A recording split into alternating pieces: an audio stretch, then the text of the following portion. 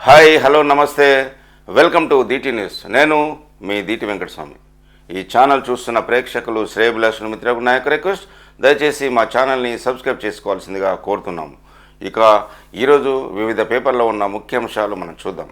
కులగణన సర్వేలో మిస్ అయిన వాళ్ళ గురించి ఈరోజు నుంచి మళ్ళీ రీసర్వే. వివరాల నమోదుకు ఈ నెల 28 వరకు ఛాన్స్. 3 పద్ధతుల్లో వివరాలు తీసుకునేందుకు ఏర్పాట్లు. కేసీఆర్, కేటీఆర్, హరీష్ ఈసారైనా సర్వేలో పాల్గొంటారా లేదా అనే చర్చ. గత సర్వేలో పాల్గొనని వాళ్ళ సంఖ్య 16 లక్షల వరకు ఉండవచ్చని అంచనా. బీసీ కోటాపై బీజేపీ స్టాండ్ ఏంటి అంటున్న రేవంత్ రెడ్డి. కేసీఆర్ అప్పట్లో కాలేజీ స్టూడెంట్స్తో చేయించిన సమగ్ర కుటుంబ సర్వే తప్పుల తడక. ఆ సర్వేలో కేవలం ఓసీ, బీసీ, ఎస్టీ, ఎస్టీలు అనే 4 కేటగిరీలను చూపారు.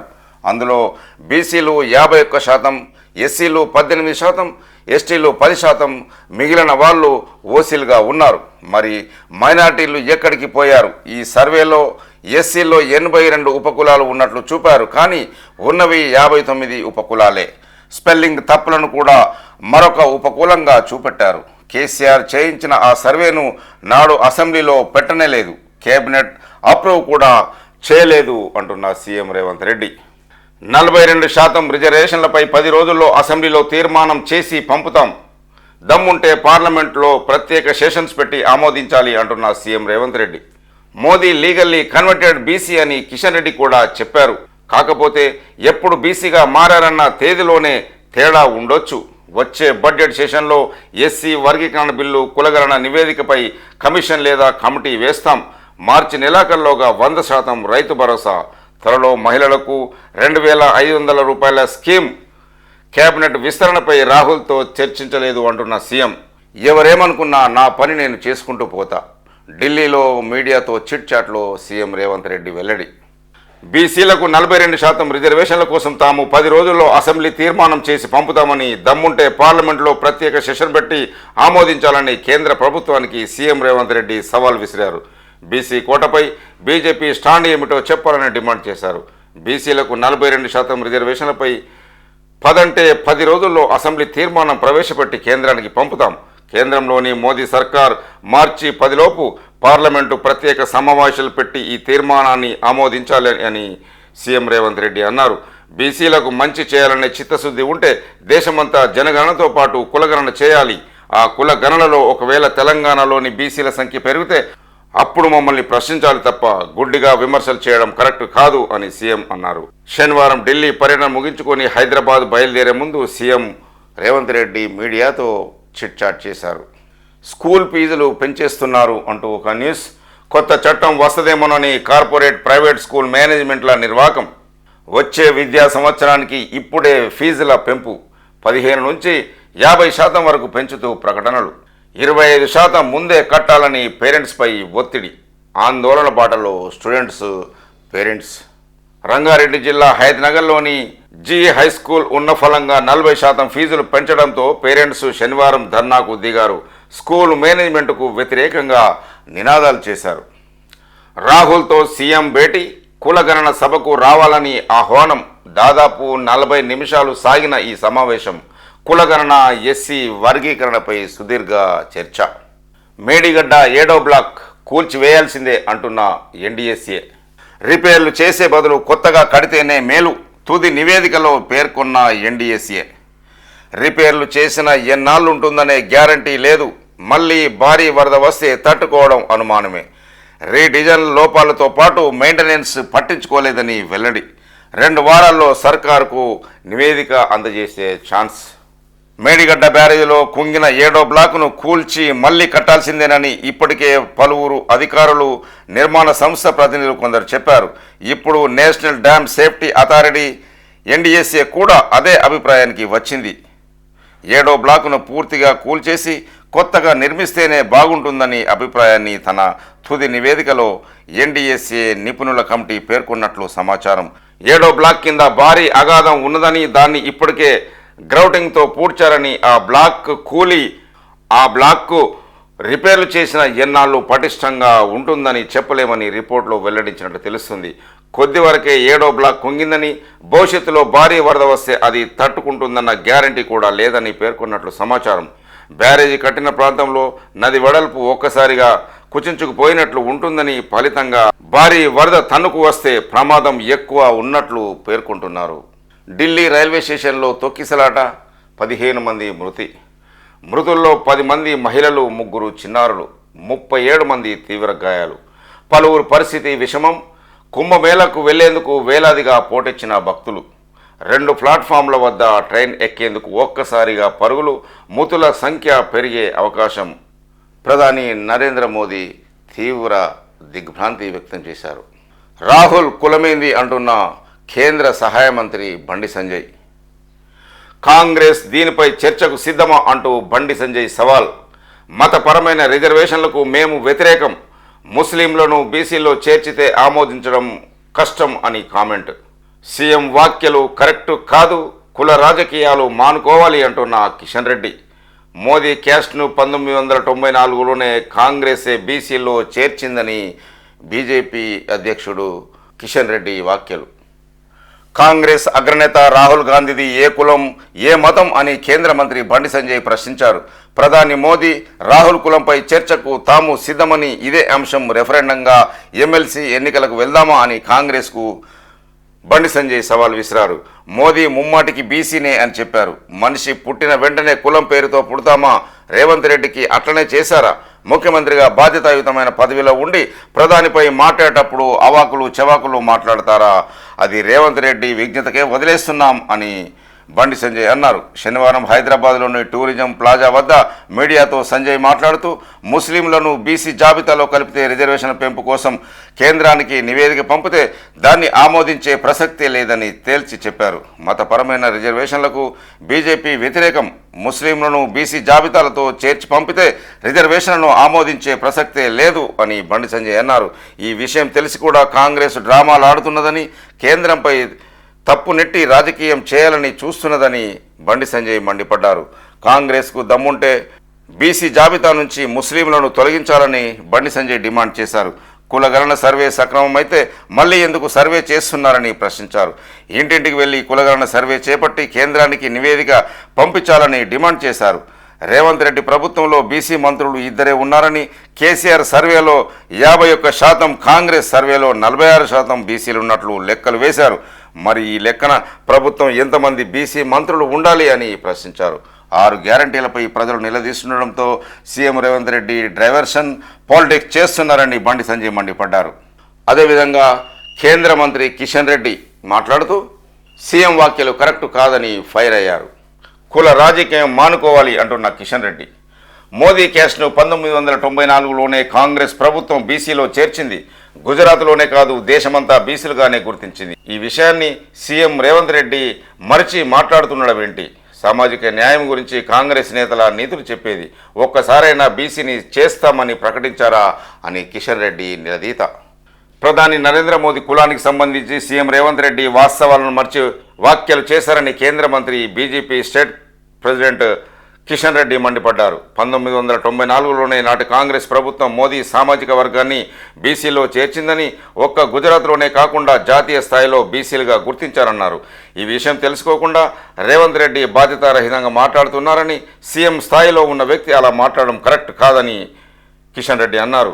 రాష్ట్రంలోనూ 1970లో 93 కులాలు ఉంటే ప్రస్తుతం 113 కులాలు ఉన్నాయని, అనంతరామన్ కమిషన్ రిపోర్ట్ ఆధారంగా చాలా కులాలను బీసీలో చేర్చాలని చెప్పారు.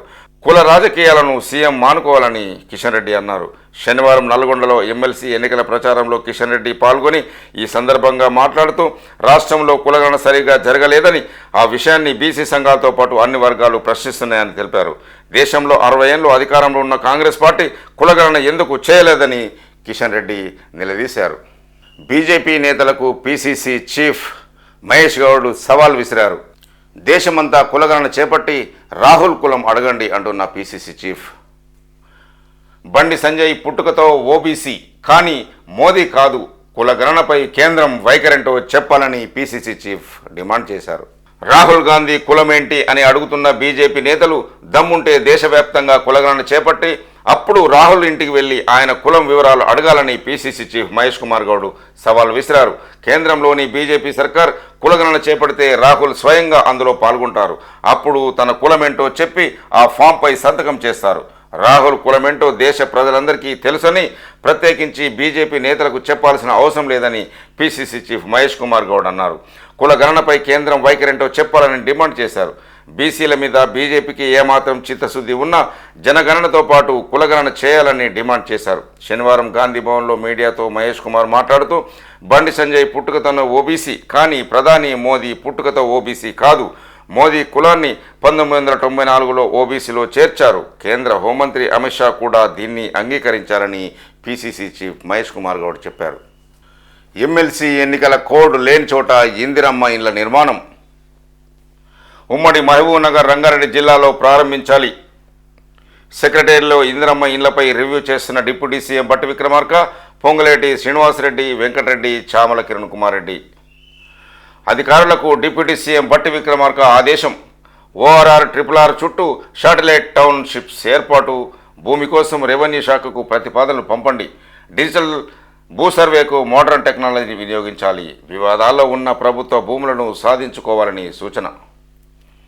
ఎమ్మెల్సీ ఎన్నికల కోడ్ లేని ఉమ్మడి మహబూబ్నగర్, రంగారెడ్డి జిల్లాలో ఇందిరమ్మ ఇండ్ల నిర్మాణాన్ని ప్రారంభించాలని హౌసింగ్ అధికారులను డిప్యూటీ సీఎం బట్టి విక్రమార్క ఆదేశించారు. తమ సొంత జిల్లా మహబూబ్నగర్ నుంచి ఇళ్ల నిర్మాణం ప్రారంభానికి తగిన ఏర్పాట్లు చేసుకోవాలని సూచించారు.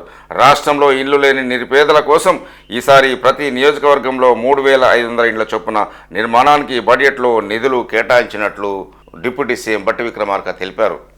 ఇచ్చిన హామీలు నెరవేర్చాలి అంటున్న కొత్తగూడెం ఎమ్మెల్యే కూనంనేని సాంబశివరావు.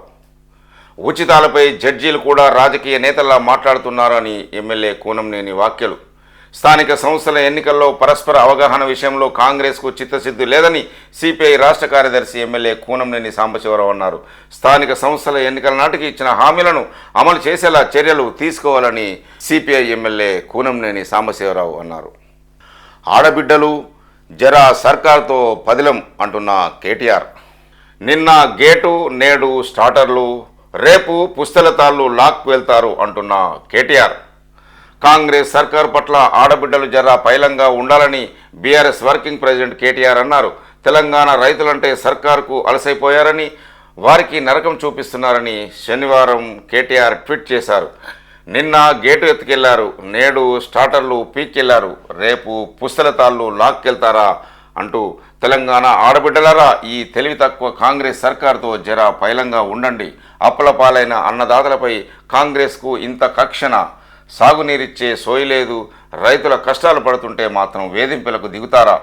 నీటి తీరువాను తీసుకొచ్చి వసూళ్లకు తెగబడుతున్నారు. 2 లక్షల రుణమాఫీ చక్కగా చేయని ఈ సన్నాసులు ఇంత దారుణానికి ఒడిగడతారా?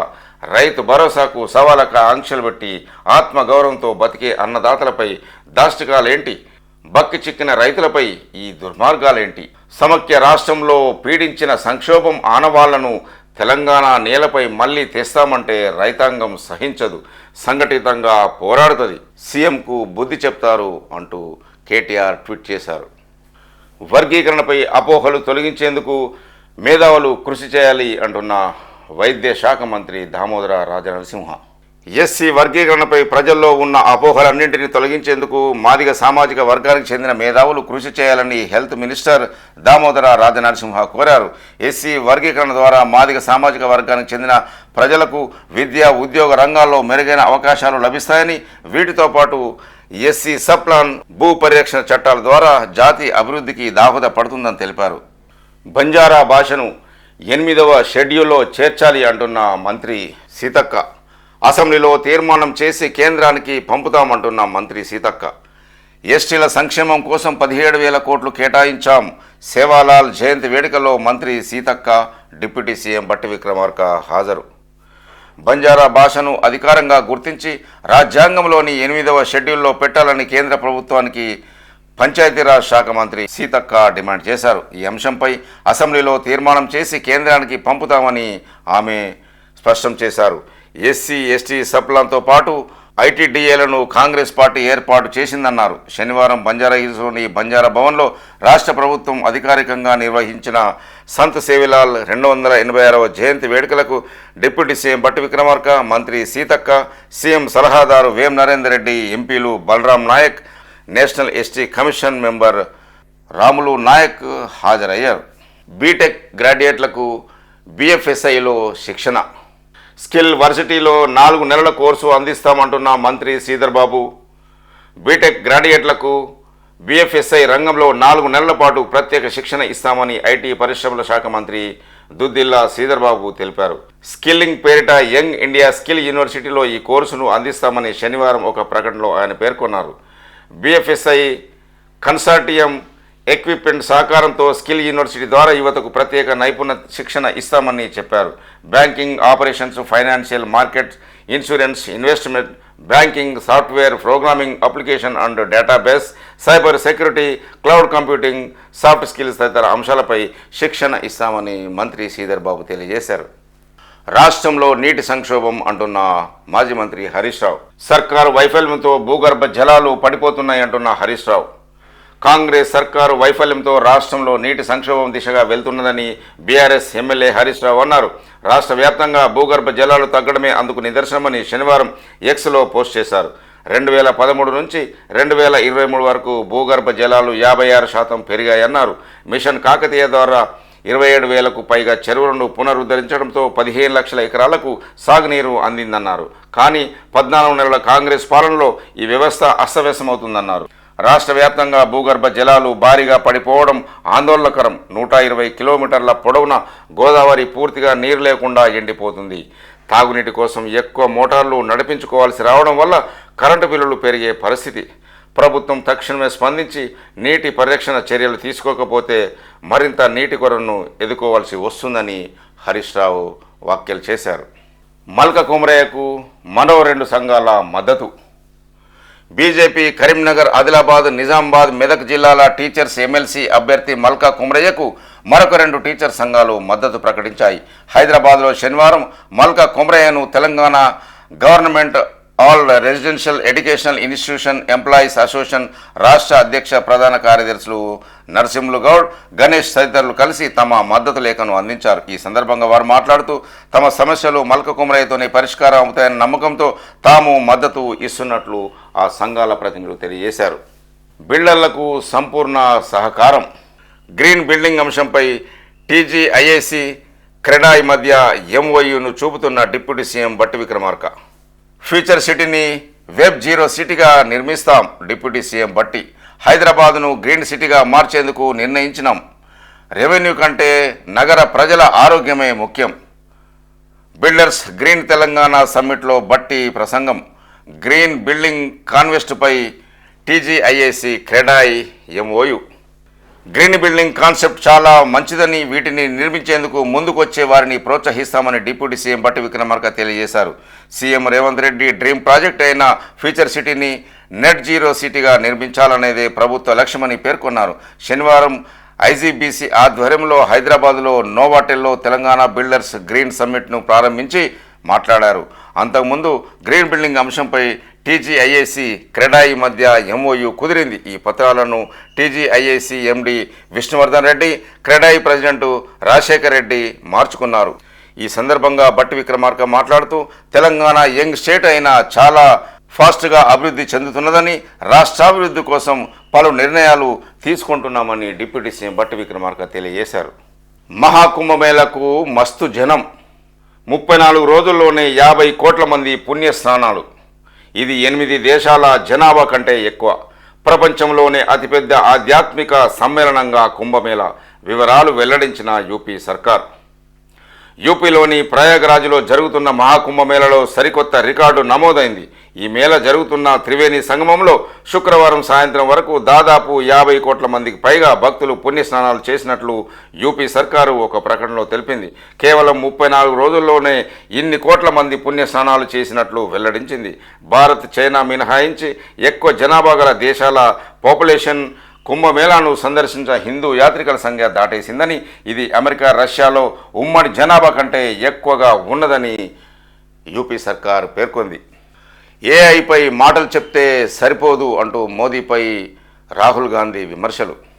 ఆధునిక టెక్నాలజీని ప్రధాని మోదీ అందిపుచ్చుకోవడం లేదని లోక్సభ ప్రతిపక్ష నేత రాహుల్ గాంధీ విమర్శలు చేశారు. కొత్త టెక్నాలజీ అభివృద్ధిపై ప్రధాని మాటలకే పరిమితమవుతున్నారని అన్నారు.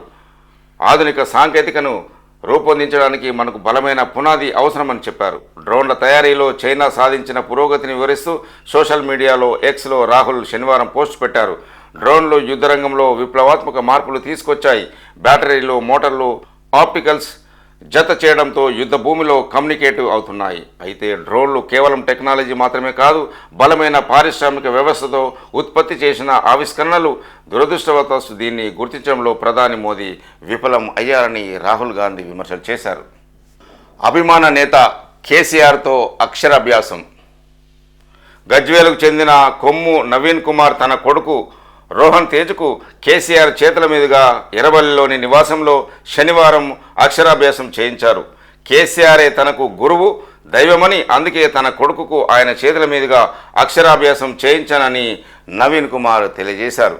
మనం ఈ చిత్రంలో చూడొచ్చు, పిల్లలకు అక్షరాభ్యాసం చేపిస్తున్న కేసీఆర్. బీఆర్ఎస్ హెచ్చరిక, సర్కారులో కదలిక. సంగమేశ్వర, బసవేశ్వర ఎత్తిపోతల పనుల్లో పెరిగిన వేగం. బసవేశ్వర పంప్ హౌజ్ కోసం సంగారెడ్డి జిల్లా బోరంచలో తవ్వకం పనులు షురు. సంగమేశ్వర ఎత్తిపోతల పథకం పనుల ప్రారంభానికి యుద్ధ ప్రాతిపదికన చర్యలు. ప్రాజెక్టుల కోసం కాంగ్రెస్ ప్రభుత్వంపై పోరాటానికి ఇటీవల కేసీఆర్ పిలుపు. హరీష్ రావు ఆధ్వర్యంలో కార్యాచరణ. బీఆర్ఎస్ పోర్బాటుతో కదిలిన సర్కారు అంటూ ఒక న్యూస్. పేదల సేవలకు కదుల్దాం అంటున్న కేటీఆర్. రేపు కేసీఆర్ బర్త్డే సందర్భంగా సామాజిక సేవలో పాలు పంచుకుందాం, మొక్కలు నాటాలి, రక్తదానాలు చేయాలి అంటూ బీఆర్ఎస్ శ్రేణులకు కేటీఆర్ పిలుపు. బీఆర్ఎస్ అధినేత కల్వకుంట్ల చంద్రశేఖరరావు పుట్టినరోజు సందర్భంగా ఈ నెల 17న రాష్ట్ర వ్యాప్తంగా పెద్ద ఎత్తున సామాజిక సేవా కార్యక్రమాలు చేపట్టాలని ఆ పార్టీ వర్కింగ్ ప్రెసిడెంట్ కేటీఆర్ గులాబీ శ్రేణులకు పిలుపునిచ్చారు. ప్రతి ఒక్కరూ మొక్కలు నాటి వాటిని సంరక్షించి కేసీఆర్కు కానుకగా ఇవ్వాలని సూచించారు. అలుపెరగని పోరాటంతో తెలంగాణను సాధించి 10 ఏళ్ల పాలనలో అన్ని రంగాల్లో అగ్రభాగాన నిలిపిన కేసీఆర్ బర్త్డేను తెలంగాణ రాష్ట్ర ప్రజలందరూ నిర్వహించాలని కేటీఆర్ కోరారు. నేతలు నేల విడిచిన సాములు అంటున్న ఆంధ్రజ్యోతి ఎండి. ప్రాంతీయ పార్టీల అధినేతలు తమ చుట్టూ ఇనుప తెరలను ఏర్పాటు చేసుకొని ప్రజల మనోభావాలను తెలుసుకునే ప్రయత్నం చేయరు. ఎన్నికల ఫలితాల తర్వాతే ప్రజలే తప్పు చేశారు అన్నట్లుగా వ్యాఖ్యానించడం పరిపాటిగా మారింది. అధికారం మత్తు తలకెక్కి కేసీఆర్ ప్రజలకు దూరమయ్యారు. ప్రజల్లో తీవ్ర వ్యతిరేకతను మూటగట్టుకున్న ఎమ్మెల్యేలను సైతం మార్చకుండా ఎన్నికల్లో వారికే మళ్లీ టికెట్లు ఇచ్చారు. కేసీఆర్ అండుకోకు అహం తలెక్కిందనే అభిప్రాయానికి ప్రజలు వచ్చారు. ఫలితంగా ఉద్యమ సమయంలో నెత్తిన పెట్టుకున్న ప్రజలే ఆయనను ఓడించారు అంటున్న ఆంధ్రజ్యోతి ఎండి రాధాకృష్ణ. ఇప్పటి వరకు వివిధ పేపర్లో ఉన్న ముఖ్యాంశాలు మనం చూసాం. ఈ ఛానల్ చూస్తున్న ప్రేక్షకులు, శ్రేయభిలాషులు, మిత్రులకు నా యొక్క రిక్వెస్ట్, దయచేసి మా ఛానల్ని సబ్స్క్రైబ్ చేసుకోవాల్సిందిగా కోరుతున్నాము. చూస్తూనే ఉండండి దీటి న్యూస్. నేను మీ దీటి వెంకటస్వామి.